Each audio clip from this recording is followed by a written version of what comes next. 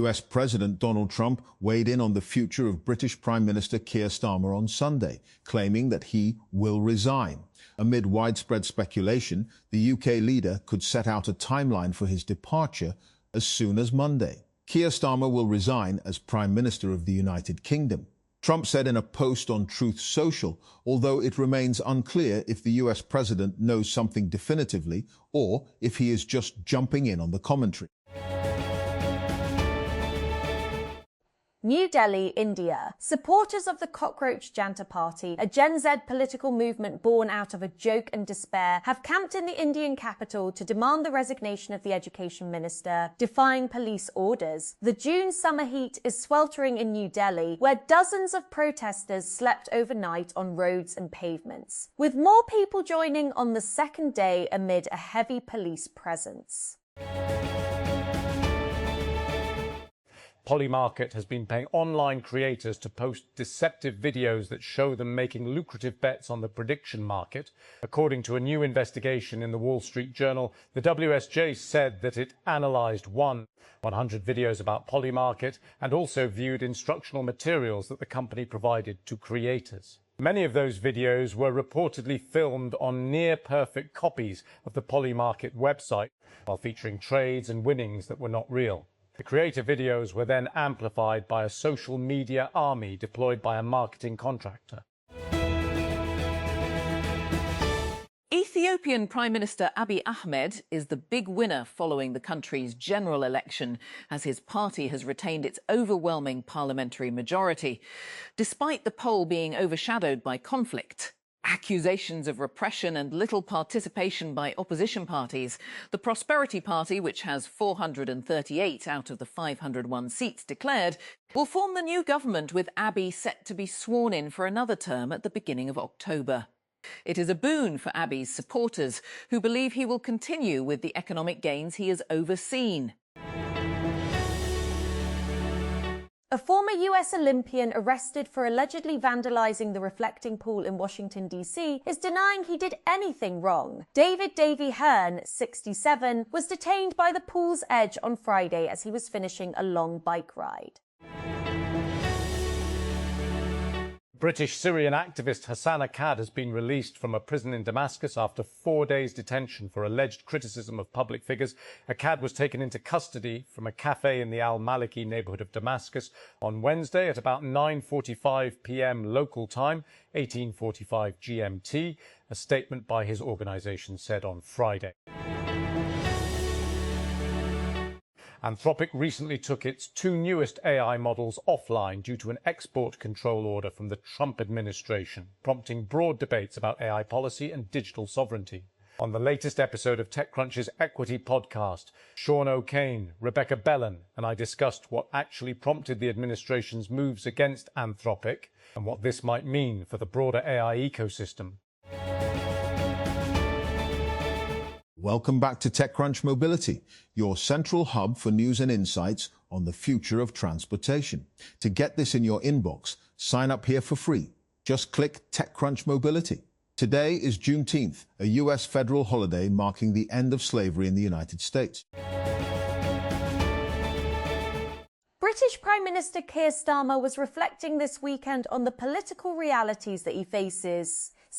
A senior minister said on Sunday, amid media reports the Premier would resign within days. It follows veteran-laboured victory in a by-election on Friday, which paves the way for the 56-year-old to challenge the beleaguered Starmer to be party leader and Prime Minister. The Pakistan Maritime Security Agency, PMSA, has spearheaded the repatriation and humanitarian assistance of 8 Iranian nationals who were rescued at sea by a British Sunday. The Iranian nationals had been rescued by the British vessel MMA Valor after their boat ran aground. Deputy Prime Minister and Foreign Minister Ishaq Dar had said on Wednesday.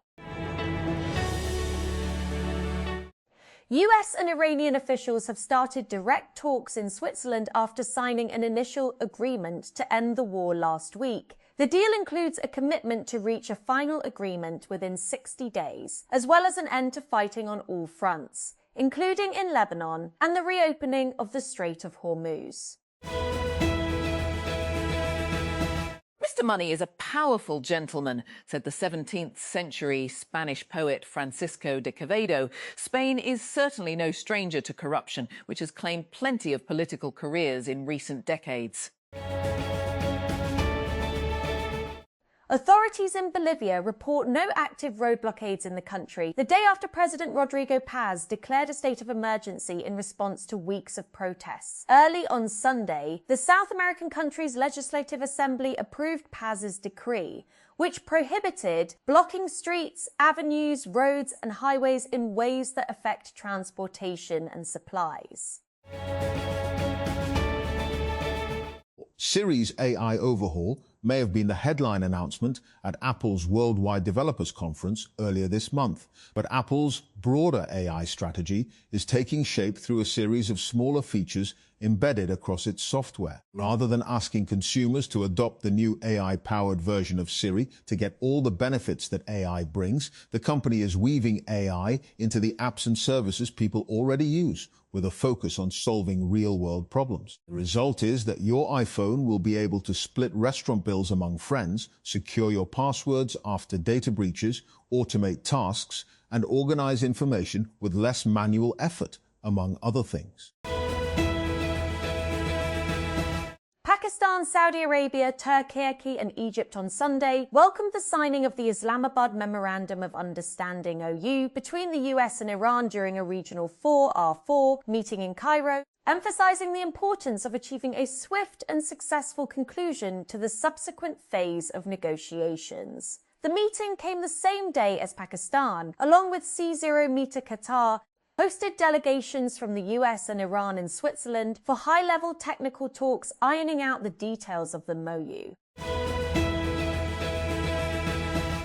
British Prime Minister Keir Starmer is weighing whether to resign within days, according to media reports, amid mounting pressure from his own Labour Party following a decisive by-election win by his rival Andy Burnham. Expectation is growing that Starmer could announce a resignation timetable as soon as Monday, the same day Burnham is sworn in as a lawmaker after winning Thursday's vote by a wide margin, a result that has reportedly emboldened Labour figures, including Foreign Secretary Yvette Cooper, to call for Starmer to step aside. Beirut, Lebanon. The Memorandum of Understanding (MO) between the United States and Iran leaves no room for doubt, declaring the immediate and permanent termination of military operations on all fronts, including Lebanon, between the two countries and their allies. The final deal will confirm the permanent termination of the war on all fronts, include on Wednesday added. The interim agreement signed on Wednesday added. Ducati's Marc Marquez claimed a thrilling victory at the Czech MotoGP on Sunday, with the seven-time MotoGP champion producing a late overtake of teammate Francesco Bagnaia to seal the win at Autodromo Brno, starting fourth on the grid. Marquez shadowed Bagnaia for much of the race before making his decisive move on lap 16. He then pulled clear in the closing stages to secure the win after a controlled final stint, sealing back-to-back victories after also triumphing in Hungary earlier this month. Police in Scotland have charged a man in connection with a series of attacks in Edinburgh that UK Prime Minister Keir Starmer said appeared to be motivated by anti-Muslim hatred. Police said on Saturday that a 36-year-old Scottish man had been arrested on Friday and charged in connection with a number of incidents which took place in Edinburgh on Friday 19th of June 2026. 5 men were wounded in the attacks.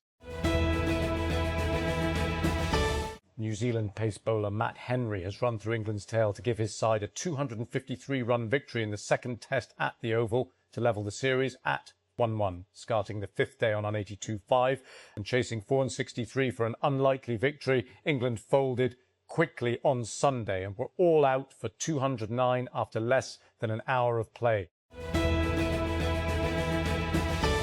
Millions of hopeful medical students across India are resitting a crucial exam under unprecedented security. After the first paper was cancelled following allegations that the questions had been leaked, nervous students were met with biometric identification checks, metal detectors, armoured patrols and frisking at exam centres on Sunday morning.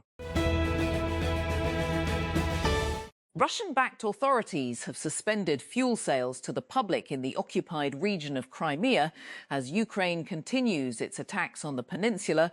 Fuel had already been rationed due to shortages caused by Ukraine's recent campaign against supply routes in Russian-occupied territories. Britain's King Charles will tell the public for the first time on Thursday how much tax he pays as monarch. A royal spokesperson said on Sunday, as Buckingham Palace seeks to be more accountable and transparent. By law, Charles is not obliged to pay income tax, capital gains tax or inheritance tax on what he received from Queen Elizabeth. But Charles has voluntarily agreed to pay income tax and capital gains tax when he sells private assets. The sacred month of Muharram has brought a sudden surge in catering services and sales of earthenware across different parts of the country. Driven by large congregational gatherings and sabils, food service providers report increased activity near majalis and water distribution points, where arrangements for meals and drinks are made for large crowds. Delegations from the United States, Iran, Pakistan and Qatar arrived at Switzerland's Bergenstock on Sunday for technical-level talks aimed at ironing out the details of the Islamabad Memorandum of Understanding signed by Tehran and Washington to bring an end to the conflict that has engulfed the majority of the Middle East. On the table today, several important issues. The lifting of the US blockade of Iran, reopening the Strait of Hormuz, Israeli strikes on Lebanon and Hezbollah, unfreezing of Iranian assets, and the sale of the country's oil. Colombians returned to the polls Sunday for a presidential runoff between a far-right firebrand who calls himself the Tiger and a left-wing senator from the ruling party in a contest that reflects sharply different visions for the country and could redefine Bogotá's relationship with the United States. Sunday's election comes after the strong showing by the far-right outsider Abelardo de la Espriella in the first round of voting in May, where he won 43.74% of the vote. The leftist candidate Ivan Cepeda from ruling Historic Pact coalition, who is backed by Colombian President Gustavo Petro, came in second place with just under 41% of the ballots. Al Jazeera journalist Ahmed Wisher was killed on Saturday in Gaza's Burej refugee camp weeks after his brother Mohammed Wisher, who also worked for the Doha-based network, was killed in a deliberate Israeli shelling on his car. Ahmed, in his mid-20s, is the 12th Al Jazeera journalist to have been killed by Israel in Gaza, which has become the deadliest place for journalists in the world. At least 260 Palestinian journalists have been killed since Israel launched war in October 2023, according to the Committee to Protect Journalists. At least 4 people have been killed in Ukrainian drone attacks on Crimea that have hit an oil depot and fuel facilities that Russia uses to supply its forces. Russian-installed authorities say Crimea's Moscow-installed leader, Sergei Aksyonov, said at least 28 people were wounded in the attacks overnight into Sunday. The 2026 World Cup will have 13 different kickoff times. You can use the Al Jazeera Sport widget to find out exactly when your team is playing in your local watch. FIFA World Cup 2026 Group J match. Where? Dallas Stadium, Dallas, Texas. When? Monday 12 p.m. local time, 17 Gm. How to follow? How follow? We'll have all the build-up on Al Jazeera Sport from 14 Gm in advance of our live text commentary stream. Defence Minister Khawaja Mohammed Asif has called for ending the Vigo Dala culture in the National Assembly. Speaking during the Assembly session, he said that parliamentary traditions and decorum must be strictly observed and that any breach of rules in the Parliament House is unacceptable. He stressed that lawmakers should be properly briefed on parliamentary conduct and regulations to ensure order inside the House.